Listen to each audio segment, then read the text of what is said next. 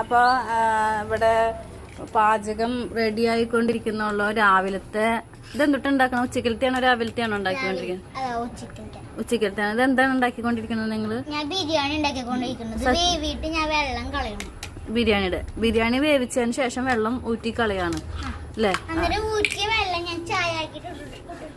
ഊറ്റിയ വെള്ളം കൊണ്ട് ചായ ഉണ്ടാക്കിയിട്ട് ടുട്ടുവിന് കൊടുക്കാണ്.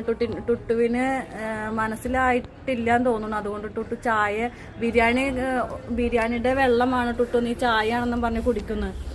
അത് ബിരിയാണിയുടെ വെള്ളമാണത്.